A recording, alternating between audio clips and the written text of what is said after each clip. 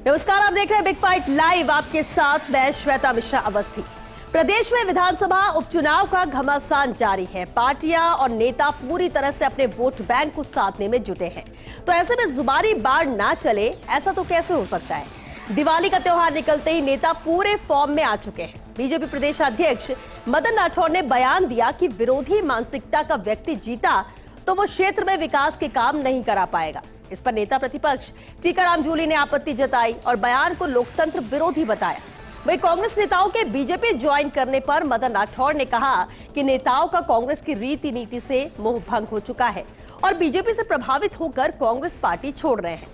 दूसरी ओर कांग्रेस ने अब बागियों पर एक्शन लेने के संकेत दिए हैं। कुल मिलाकर उपचुनाव की जंग अपने चरम पर पहुंच रही है। आज बात इसी मुद्दे पर कि आने वाले दिनों में क्या नेताओं के दल बदल का सिलसिला जारी रहेगा और नेताओं के जुबानी बाड़ों में और कितनी धार देखने को मिलेगी।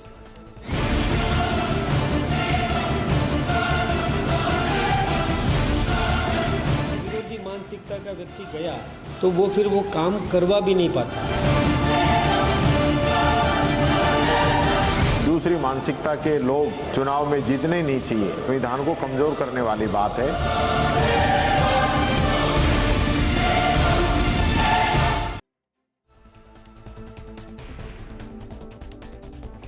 तो चुनाव का घमासान जारी है। चलिए खास मुद्दा और चर्चा के लिए खास मेहमान हमारे साथ जुड़ चुके हैं। सबसे पहले उनसे रूबरू करा देते हैं आपको। हमारे साथ आर तिवारी जी हैं, जिला अध्यक्ष है जयपुर शहर कांग्रेस से। बहुत स्वागत है तिवारी जी आपका। हमारे साथ आशीष चतुर्वेदी जी चर्चा में शामिल हुए हैं, प्रवक्ता है बीजेपी से। बहुत स्वागत है आशीष जी आपका भी। और साथ ही मिथिलेश जैमिनी जी भी हमारे साथ है, राजनीतिक विश्लेषक है, इस खास मुद्दे पर चर्चा के लिए मौजूद है। बहुत स्वागत है मिथिलेश जी आपका भी। चलिए चर्चा की शुरुआत करते हैं। सबसे पहले मिथिलेश जी आपसे शुरुआत करेंगे क्योंकि बीजेपी कांग्रेस अपनी बात रखेगी और ये नजर आ रहा है कि उपचुनाव का घमासान जारी है और जो जुबानी तीर चल रहे हैं वो एक दूसरे पर सटीक निशाना भी कर रहे हैं। लेकिन सवाल आपसे ये रहेगा कि आखिर 7 अहम सीटें उपचुनाव के लिए एड़ी चोटी का जोर लगाया जा रहा है, लेकिन 2 अहम सवाल, क्या ये जो जुबानी तीर चलाए जा रहे हैं उससे फायदा इनको होगा या नुकसान होगा। दूसरा, क्या वजह है कि इतने सारे लोग आज बीजेपी ज्वाइन करें जिन्होंने किया है कांग्रेस छोड़कर। देखिए, 2 बड़े सवाल हैं। पहला सवाल तो यह है कि बीजेपी में ज्वाइन किया है तो इसमें नागौर में बड़ा जो खिमशर में उपचुनाव है उसमें चुनाव 2 पीसी सदस्य और 2 जिला परिषद के पूर्व सदस्यों ने ज्वाइन किया है। तो असल में जो ज्योति मिर्धा को कांग्रेस से बीजेपी में लाया गया था तब ये कहा गया था बोतल खाली करनी है, लेकिन अब लग रहा है कि वो कांग्रेस को ही खाली करने में लगे हुए हैं। और कांग्रेस में सवाई सिंह चौधरी की पत्नी को बीजेपी से कांग्रेस में भेजकर टिकट दिलाते एक रात पहले और ये हुआ। लेकिन जो सबसे इंपॉर्टेंट चीज है वो है कि रामगढ़ सीट में जो प्रभारी हैं भंवर जितेंद्र सिंह, उनका ज्यादा इंटरेस्ट है असम और मध्य प्रदेश में। वो आधे दिन कल आए, लेकिन सच्चाई यह है कि जुबेर खान प्रियंका गांधी के राइट हैंड रहे हैं और उन जो भंवर जितेंद्र वो तीनों के खास है गांधी परिवार में और दोनों की अदावत थी। ऐसे में क्या जुबेर खान के पुत्र को वो विधायक बनते हुए देखेंगे, ये एक सबसे बड़ी चुनौती है। और जो जिस अंदाज में आज सचिन पायलट ने दौसा में जाकर जो एक कहा जा रहा था मैच फिक्सिंग, उसका जवाब दिया, वो काबिले तारीफ है। उन्होंने कहा कि दौसा की जनता को सियासत में डबल पीएचडी है।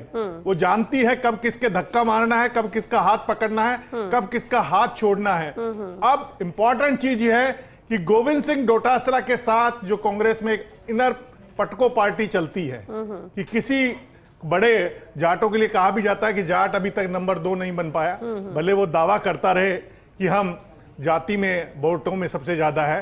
तो कहीं सचिन पायलट भी ये डर गए हों कि गोविंद सिंह डोटासरा मेरा 7 साल का रिकॉर्ड तोड़ देंगे। और अशोक गहलोत को तो पुरानी महारत है, चाहे परशुराम मदेरना हो, लंबी एक सूची है। उस सूची में उनके लिए कहा भी जाता है कि जगीरा, एक फिल्म का डायलॉग कांग्रेस में बहुत फेमस है कि जगीरा कहां से लाओगे, क्योंकि कहा कि दूसरी पार्टी ने कहा था कि उसने हथियार खरीद लिए, कि वो तो खरीद लिया, लेकिन जगीरा जैसा दिल कैसे लाओगे। तो कांग्रेस में अशोक गहलोत जैसा जो डेंजर किलर है पॉलिटिकली, वो कहां से लाएंगे। तो मुझे लगता है कि अब गोविंद सिंह डोटासरा का राजनीतिक भविष्य ये ऐसे तो लग रहा है जो आप कह रहे हैं कि अपने ही अपने को मात देने में लगे और इसका फायदा बीजेपी कहीं ना कहीं ले जाएगी। कांग्रेस में यही हो रहा है। और इसमें भजनलाल जी लक्की हैं कि जो जादूगर, सियासत का जादूगर कहा जाता अशोक गहलोत 3 बार का सीएम रहे, वो बगावत नहीं रोक पाए। लेकिन इस उपचुनाव में पहली बार एमएलए बने और पहली बार सीएम बने, लेकिन राजनीतिक कौशल का प्रदर्शन करते हुए तमाम बागियों को बिठाया। तो ये भजन लाल जी का एक नंबर बढ़ा रहे हैं। और अगर जिस अंदाज में दौसा, देवली, उनियारा और झुंझुनू का आज जो सट्टे का भाव खुला है, कांग्रेस का 3.5 रुपए का और बीजेपी का 30 पैसे का, ये किधर जा रहा है मामला? तो 3 सीटों पे तो तीसरे नंबर पे है। जब रेशमा फार्म भरती है तो रघुवीर मीणा टिकट करा के अहमदाबाद चले जाते हैं। सलूम्बर, 84 और खींवसर, इनमें तो तीसरे नंबर पे है। और जो लड़ाई है वो 4 सीटों में, जो झुंझुनू जहां 46,000 से इनकी काउंटिंग शुरू होती है, वहां अगर बीजेपी मजबूत होती जा रही है। दौसा में भी किरोड़ी लाल मीणा ने जो गाने पे डांस किया है, किरोड़ी चीज सोने की, और आज उसका अंदाज में सचिन पायलट ने भी नाचकर जवाब दिया है। अब ये जंग सचिन पायलट बनाम किरोड़ी लाल मीणा हो रही है। हालांकि सचिन पायलट ने कहा कि इसे जातिगत मत बनाइए, लेकिन जो दौसा है वो अपने आप में सियासत का गढ़ है। ठीक है, तो ये चीज है बिल्कुल। और ये जिस तरह से उपचुनाव जितने करीब आते जा रहे हैं, जुबानी जंग भी तेज हो रही है। आर तिवारी जी, बेहद अहम है, जहां शुरुआती तौर पर जब तारीखों का ऐलान भी नहीं हुआ था और तब से अब तक लगातार कांग्रेस एक बात कह रही थी कि इस बार तो 7-0 का खेल है, यानी 7 की 7 सीटें कांग्रेस जीतेगी और बीजेपी के खाते में एक भी नहीं आएगी, बार बार कांग्रेस से कहा जा रहा था। लेकिन आज जो हुआ, कांग्रेस के जो सिपह सालार रहे हैं वो साथ छोड़कर बीजेपी में शामिल हो रहे हैं। और ये जो जुबानी तीर चल रही है, फिर चाहे बीजेपी प्रदेश अध्यक्ष मदन राठौर का कहना हो, उस पर जवाब यहां पर आपके जूली जी ने भी दिया, इसके अलावा आपके नेता प्रतिपक्ष के अलावा पीसीसी चीफ ने भी दिया। क्या इन जुबानी तीर से चुनाव जीत जाएंगे? नुकसान कहीं कांग्रेस का तो नहीं, क्योंकि अपने ही हराने में लगे हुए हैं। कैसे मजबूती से जीतेंगे और कैसे ये दावे जो आप लोग कर रहे हैं वो सफल साबित हो गए? श्वेता, सबसे पहले तो मैं आप सबको और प्रदेश की जनता को दीपावली की बहुत बहुत शुभकामनाएं देता हूं जी। और मैं मेरे ज्ञानी मित्र से सुन रहे थे, जैमिनी साहब से, आज भी मैं कह रहा हूं वोट तो 13 तारीख को डलेंगे। सट्टा बाजार क्या कह रहा है, देश का चुनावी मिजाज क्या था, हमने लोकसभा के चुनाव में देखा, फिर विधानसभा के चुनाव हरियाणा में भी देखा। तो लोकतंत्र में जनता माई बाप है और माई बाप का पिटारा खुलेगा 23 नवंबर को। मैं पूछना चाहता हूं कि राजस्थान की भजन सरकार को वोट क्यों देगी जनता? राजस्थान का किसान आज भी रबी की फसल में बिजली नहीं आ रही है। 6 घंटे बिजली दी अशोक गहलोत की सरकार ने, वो भी दिन के अंदर दी, और पूरे 5 साल तक भी हमने उद्योगों का हमने बिजली की कटौती की होगी, लेकिन जनता के जो अन्नदाता हमने उसको किसान को 6 घंटे पूरा रबी की फसल में दी। कांग्रेस को वोट क्यों देगी जनता? फसल के लिए जब एमएसपी की खरीद की बात कर रहे थे भजन लाल जी, क्या एमएसपी पे उन्होंने हाँ भर करके मना कर दिया? हरियाणा की सरकार खरीद रही है, राजस्थान का किसान जानता नहीं है क्या कि ये पर्ची की सरकार कुछ नहीं कर सकती जब तक दिल्ली से कोई हरी झंडी नहीं दिखाई देगी।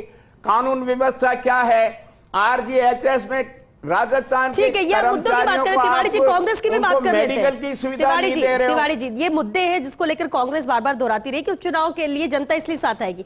आपने कहा बीजेपी को वोट क्यों दे, तो सवाल ये भी कि कांग्रेस को वोट क्यों दे जनता? कांग्रेस को वोट इसलिए दे कि हमने जो अशोक गहलोत जी की सरकार में आम आदमी और मध्यम वर्ग के लिए जो हमने पिटारा खोला था। ठीक है, आपने पिटारा खोला था तो उसका फायदा क्यों नहीं मिला? अरे वो तो धर्म युद्ध में जो इन्होंने सनातन धर्म के नाम पर धर्म की जो चाशनी फैलाई, वो रायता फैला। अब उपचुनाव में पता लग रहा कि आपकी सड़क टूटी है, आज तक नहीं बनी। मैं कह रहा हूं राजस्थान के मुख्यमंत्री अशोक गहलोत की सांगनेर विधानसभा की सड़कों को आप जाकर के तो देखो। राजस्थान की उप मुख्यमंत्री जयपुर की रहने वाली विद्याधर नगर की सड़कों को तो जाकर के देखो। दिवाली का त्योहार बन गया, हमारे देश का सबसे बड़ा सनातन धर्म का त्योहार बन गया, सड़कें ठीक नहीं हुई। ठीक है, आप ये कह रहे हैं कि जो वादे किए गए पूरे नहीं हुए हैं और इसलिए जनता कांग्रेस के साथ जाएगी, क्योंकि जो बीजेपी ने कहा वो नहीं हुआ। एक जवाब ले लेते हैं, क्योंकि हमारे साथ आशीष चतुर्वेदी जी भी। आशीष जी, कांग्रेस का साथ छोड़कर बीजेपी में कांग्रेस के लोग जा रहे हैं, शामिल हुए, कांग्रेस बीजेपी को और मजबूती मिल रही है और इससे बीजेपी का भी कॉन्फिडेंस कहीं ना कहीं हाई होगा।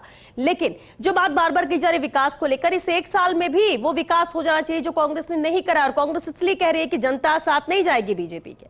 अब इसका जवाब जरा दे दीजिए, जो अभी तिवारी जी ने कहा, उसके बाद मेरा अगला सवाल। श्वेता जी, पहले तो सभी दर्शकों को दीपावली की बहुत बहुत शुभकामनाएं। और यहाँ पे जो चर्चा हम कर रहे हैं, इसमें एक चर्चा तो मिथिलेश जी ने की। मिथिलेश जी ने जो ग्राउंड रियलिटी उसको आपके सामने रखा और दर्शकों के सामने रखा, और तिवारी जी ने इस पर प्रश्न चिन्ह खड़े किए कि 23 तारीख को परिणाम आएगा। 23 तारीख भी श्वेता जी यहीं पर है, 23 तारीख को जो परिणाम आएगा वो सबके सामने होगा। मिथिलेश जी ने भी बताया कि ग्राउंड रियलिटी क्या है। श्वेता जी, अगर हम बात करें तो जब हम चर्चा कर रहे थे और लगातार उपचुनाव पे फर्स्ट इंडिया ने बहुत सारी चर्चाएं की हैं। मिथिलेश जी, अगर आपको ध्यान होगा तो जब हम चर्चा करते तो हम ये बोलते थे कि कांग्रेस 7 में से 3 सीटों पर मुकाबले में नहीं है, चाहे सलुम्बर की बात करें, 84 की बात करें, खीवसर की बात करें। लेकिन जब से चुनाव का चरण प्रारंभ हुआ है, आज स्थिति ये कि आज देवली उनियारा में भी कांग्रेस मुकाबले में नहीं है, मतलब 7 में से 4 सीटों पर तो कांग्रेस मुकाबले में ही नहीं है। तिवारी जी ने प्रश्न खड़े किए कि भाई भारतीय जनता पार्टी को प्रदेश की जनता क्यों वोट दे। तो जब से राजस्थान में 10 माह पहले भजनलाल जी के नेतृत्व में भारतीय जनता पार्टी की सरकार बनी और जिस तरह से राजस्थान को खस्ताल करके छोड़ा गया, चाहे हम अपराधों की बात करें, चाहे पेपर लीक की बात करें, चाहे बिजली के मुद्दे की बात करें, चाहे पानी के मुद्दे की बात करें, चाहे इन्होंने जो अभी किसानों का मुद्दा उठाया उसकी बात करें।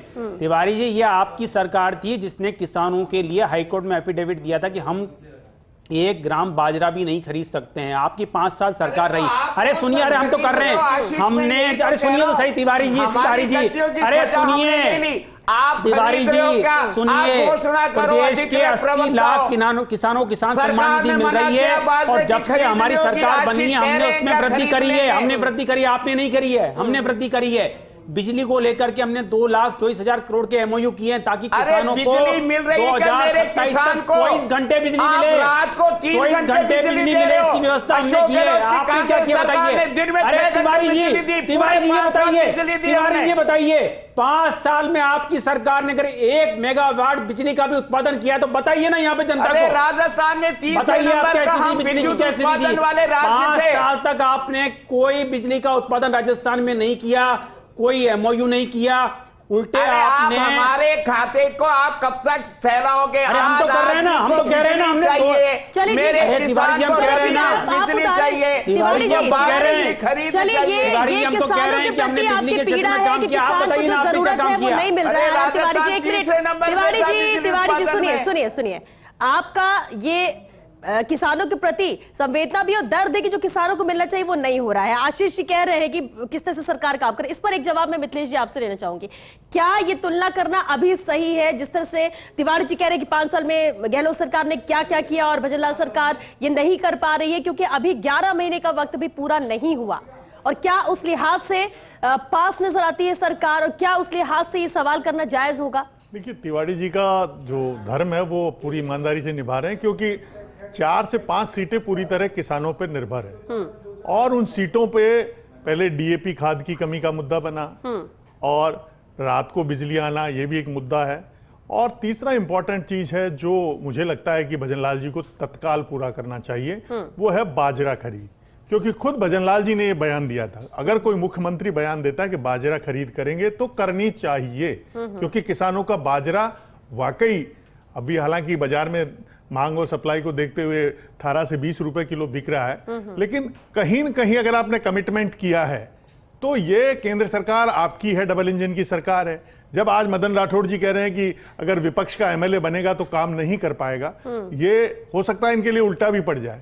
जिस तरीके से ज्योति मिर्धा का एक बयान था कि अगर 400 पार किस लिए चाहिए कि हमें संविधान में संशोधन करना है, भारी पड़ गया था। तो इसलिए मदन राठौड़ जी का यह बयान कतई तर्कसंगत नहीं है, क्योंकि बजट हर एमएलए का जो डेवलपमेंट का फंड होता है वो अलग अलग होता है। अब इसमें सबसे इंपॉर्टेंट चीज ये है कि क्या अगर आप बाजरा को अगर समर्थन मूल्य पर खरीद कर घोषणा कर देते हैं तो निश्चित रूप से इसका फायदा मिलेगा, क्योंकि बाजरा बम्पर पैदा हुआ है, इसमें कोई शक नहीं है। और पड़ोसी जो बीजेपी की सरकार है हरियाणा वाली सरकार खरीद रही है। अब पॉलिटिकली आपको बेनिफिट लेना है तो आप करिए घोषणा, क्योंकि जो सीएम कहता है वो बहुत बड़ी बात होती है। हालांकि आज भर्ती की इनकी घोषणा कर रहे हैं, लेकिन ऐसा ही भर्ती मामले में आज ही खबर छपी है कि कई जो भावी थानेदार अपने घर दिवाली मनाने नहीं गए, लेकिन उस पर कोई फैसला नहीं हो रहा। एसओजी रिपोर्ट दे गई और डबल एजी की रिपोर्ट चलेगी, मंत्रिमंडल कमेटी की रिपोर्ट आ गई। तो कहीं न कहीं जब आप ईआरओ की भर्ती कैंसिल कर सकते हैं, ईओ की भर्ती कैंसिल कर सकते हैं, तो ये करना चाहिए। तो कहीं न कहीं आपने जो कमिटमेंट किया कि बड़े मगरमच्छ पकड़ेंगे, तो राजस्थान की जनता वो बड़े मगरमच्छ का इंतजार कर रही है। और जो जो इन्होंने भी कांग्रेस से लाके तो क्या ये भी उपचुनाव में अहमियत रखेगा? क्या इससे आधार बनाकर भी वोटर तय करेंगे कि वोट दे या नहीं दे, या इस पार्टी को दे या दूसरे को, या कैंडिडेट को? गोविंद सिंह ध्यान में डोटासरा रखकर के पास दो ही वरदान है, अगर उनको ढंग से भुना ले। एक तो जो अभी तिवारी जी ने उठाया, बाजरा खरीद, और दूसरा ये कि आपने, जिनका आज जन्मदिन है, पूर्व प्रदेश अध्यक्ष, उन्होंने लोकसभा चुनाव में कहा था हम आरपीएससी को भंग करेंगे। भंग करना तो दूर की बात है, जो किरोड़ीलाल मीणा जी ने 3 लोगों पर आरोप लगाए, भूपेंद्र यादव, दीपक उप्रेती और संजय सोत्री, क्या उनसे एसओजी से पूछताछ करा ली? ये अगर इस मुद्दे को कांग्रेस ढंग से, इस बॉल को खेल ले, कि लेकिन कांग्रेस टुकड़ों में बटी हुई, अगर वो ढंग से खेल ले तो कांग्रेस के लिए अपॉर्चुनिटी अभी बाकी है। अभी पूरी बोतल खाली हुई नहीं है कांग्रेस की, उसमें कुछ जान बाकी। ठीक है तिवारी जी, एक सवाल है, मैं चाहूंगी उसका जवाब आप टू द पॉइंट दें। जो मेरा सवाल है, सवाल यही कि क्या वजह है कि आज कई लोग कांग्रेस का साथ छोड़कर बीजेपी में शामिल हुए, नागौर की या खिवसर की, या अगर हम खासतौर से बात करें तो, और दूसरी अहम बात ये नरेश मीणा बागी हुए, उनको लेकर क्या कहेंगे? क्या कोई फर्क कांग्रेस को पड़ेगा इनके जाने से? नागौर में मिर्धा परिवार जो पूरे देश में जाना जाता है कांग्रेस के नाम पर, वो ज्योति मिर्धा जी गई थी ना, इन्होंने आयात किया था ना, फिर ज्योति मिर्धा का तो, ज्योति मिर्धा नागौर में अपना खुद का अस्तित्व नहीं बचा पाई। आज अगर हमारा पूर्व कोई जिलाध्यक्ष अगर पैसे के लालच में भारतीय जनता पार्टी वाले खरीद करके उसको महिमा मंडन करते हैं, तो क्या कांग्रेस हार जाएगी? मैं कह रहा हूं पहली बार इतिहास में होगा कि खिवसर की जनता कांग्रेस की रतन चौधरी को जिताएगी। वो हनुमान बेनीवाल से भी नाराज है। लेकिन खिवसर में क्यों इतना मजबूत हनुमान बेनीवाल है? बीजेपी कांग्रेस दोनों की एड़ी चोटी पे जोर लगाने के हमारे और अभी ये जो बात की जा रही, कहा जा रहा है कि इसके बाद तो तीसरे नंबर पर कांग्रेस यहाँ पर आ जाएगी। मैं कह रहा हूं रिजल्ट आने दो, अब की बार हमारा मुकाबला आरएलडी से ये तो है ही नहीं। क्यों आज भारतीय जनता पार्टी के प्रदेश अध्यक्ष जी का कैसा सामंतशाही वाला जैसा बयान है कि एक ही मानसिकता वाले दिल्ली में भी है, सरकार राजस्थान में भी है, अगर हमारा नहीं आएगा तो विकास नहीं होगा। ये आप थ्रेटिंग नहीं दे रहे हो जनता को, आप बरगला रहे हो, उनको धमकी दे रहे हो, और ये धमकी सही कह रहे हैं जेमिनी जी, ये धमकी उल्टी पड़ेगी इनको। और राजस्थान की 7 विधानसभा की सीटें कांग्रेस जीत जाए, इसमें कोई आश्चर्य की बात नहीं है। मैं तिवारी साहब से एक सवाल पूछना चाहता हूं कि आपने पूर्व आईपीएस सवाई सिंह चौधरी जी की पत्नी डॉक्टर रतन चौधरी जी को कांग्रेस में शामिल कराया, और उसका पर्चा भरवाने कोई नहीं गए, जिला अध्यक्ष जाकिर हुसैन गैसावत नहीं गए, पति पत्नी पर्चा दाखिल कर रहे हैं, और फिर आप जीत का दावा कर रहे हैं। ये ठीक है कि ज्योति मिर्धा ने ठेका लिया है कि मैं कुछ साबित कर पाऊं, क्योंकि वो एमएलए का भी चुनाव हार गई, एमपी का भी चुनाव हार गई, और अब हनुमान बेनीवाल के लिए उन्होंने कहा भी था कि अब के बकरी फाटक में आई हुई है और जहर का घूंट पिया हुआ है। लेकिन जो असलियत है कि तमाम मशीनरी वहां पड़ी हुई है, तमाम मंत्रियों ने वहां डेरा डाल रखा है।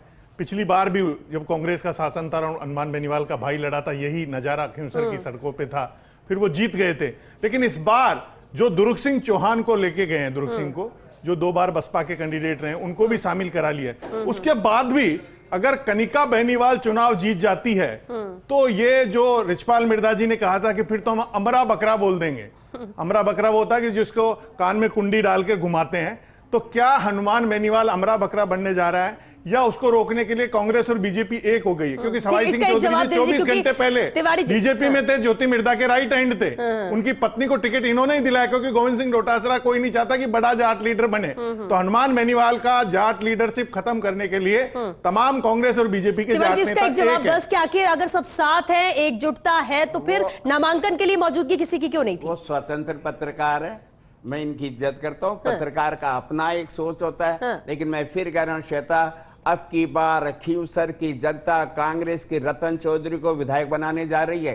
मैं, मेरा भाई और अब मेरी पत्नी, जैसे किरोड़ीलाल जी, मैं, मेरा भाई और मेरा भतीजा, परिवारवाद अब जनता नहीं चाहेगी, वहां पर रतन चौधरी जीत रही है। आश्चर्य की बात नहीं, 84 भी हम जीत जाए। खिवसर कांग्रेस में एकजुट है, वहां सब सपोर्ट है रतन चौधरी। अरे आप मेरे नामांकन में भी बहुत सारे नेता नहीं गए, मैं 95,000 वोट ले गया, जिंदगी का पहला चुनाव लड़ा श्वेता। बिल्कुल 95,000। जनता किसी के साथ जाने या आने से आशीष नहीं जी, जिताती है, ठीक है। वो देखती है कौन काम करेगा। राजस्थान में विपक्ष को लेकिन एक मजबूत मैसेज करना तो जाता चाहती है ना कि वो बदन पार्टी कितनी सरकार के मजबूती घुटने के साथ टिकाना अपने चाहती है। कैंडिडेट के साथ खड़ी, ये मैसेज तो जाता है। भले जनता को जो तय करना है वो कर देगी, लेकिन जब नामांकन होता है क्यों इतनी बड़ी नामांकन रैली की जाती, क्यों बड़े चेहरे बुलाए जाते, फर्क तो पड़ता होगा ना तिवारी जी। और इसलिए सवाल भी उठता है आशीष आज जी। हम एकजुट हैं। निश्चित रूप से फर्क पड़ता है। हाँ। श्वेता जी, स्थिति ये है कांग्रेस की, मैंने कहा ना 4 सीटों पे मुकाबले में नहीं है। अब तिवारी जी पता नहीं कहां से कौन से समीकरण कह रहे हैं कि हम 84 भी जीत रहे हैं सर। अरे भाई आप, अरे सुनिए, अरे आपका नंबर आ गया, सुनिए सुनिए, अरे सुनिए अभी सुनिए, अभी आप बात कर रहे थे ना, तिवारी जी, चर्चा कर रहे थे। बात रखिए श्वेता जी, हमारे प्रदेश अध्यक्ष जी ने कहा है, हमने कहा है कि भाई दिल्ली में हमारी सरकार है, हम डबल इंजन सरकार है, राजस्थान में भी उसका बेनिफिट राजस्थान की जनता को मिल रहा है। चाहे बिजली का मुद्दा हो, चाहे पानी का मुद्दा हो, चाहे सोलर का मुद्दा हो, चाहे इंफ्रा का मुद्दा हो, चाहे रोड का मुद्दा हो, इन सब पे अरे बिल्कुल करेंगे। अरे आप चिंता मत कीजिए, 2028 तक तिवारी जी, 2028 तक ERCP धरातल पर आएगी। हमारी वो सरकार है श्वेता जी, हमारी वो सरकार है जो घोषणा भी करती है, जो शिलान्यास भी करती है, तो उद्घाटन भी करती है। खिवसर में बीजेपी अपने आपको कहां पा रही है? क्या ज्योति मृधा के आने के बाद जीत कोई रहे फर्क हैं। नहीं पड़ा? कोई श्वेता फायदा मिल रहा है? खीवसर उनके साथ आने से कोई फायदा मिल रहा है बीजेपी को? श्वेता जी, हाँ। खीवसर भारतीय जनता पार्टी जीत रही है, कांग्रेस वहां पे तीसरे नंबर पर है, लड़ाई में नहीं है। और मैं आपके चैनल पे बताना चाह रहा हूं कि हम जब इस चुनाव में गए थे, सब लोग चर्चा करते थे भारतीय जनता पार्टी की तो 1 सीट है, लेकिन जब 23 तारीख को परिणाम आएगा 7 की 7 सीटें भारतीय जनता पार्टी जीत रही है। चलिए, क्योंकि वक्त खत्म हो चुका है, लेकिन इंतजार जरूर है 13 तारीख को कि वोटर क्या तय करते हैं और फिर 23 तारीख का आखिर परिणाम क्या आते हैं, किसके सर जीत का ताज सजता है। बहुत शुक्रिया आप सभी का इस चर्चा में शामिल होने के लिए। अब देखिए, बयानों के जरिए जितने भी तीर चलाया जाए, कितने प्रपंच रचे जाए, कितना ही एक दूसरे पर सवाल उठाया जाए, आरोप प्रत्यारोप का दौर जारी रहे, जनता भी ये सब देख रही है। लेकिन सवाल उठते हैं कि आप किस मुद्दे को लेकर जनता के बीच में जा रहे हैं, किन वादों को लेकर जा रहे हैं, कितनी मजबूती के साथ अपनी बात रख रहे हैं और आप अपने कैंडिडेट के साथ कितनी मजबूती के साथ खड़े हुए हैं और कितनी एकजुटता नजर आती है। कहा गतिरोध नहीं है, क्योंकि सब एकजुटता की बात करते हैं, लेकिन अंदर खाने बहुत कुछ चल रहा है जो कि नुकसान पार्टी को पहुंचा सकता है, कैंडिडेट को पहुंचा सकता है। और इसलिए बेहद अहम ये 7 अहम सीटें हैं उपचुनाव की, और इसलिए सबकी नजरें भी है। लेकिन क्योंकि अब वक्त भी कम बचा है, प्रचार जोर शोर से, और ऐसे में जुबानी तीर भी चलाए जा रहे हैं, लेकिन देखना होगा किसे इसका फायदा मिलता है और किसे नुकसान होता है ऐसे। बहरहाल चलिए, इसके साथ बिग फाइट लाइव में आज के लिए बस इतना ही। दीजिए इजाजत, नमस्कार।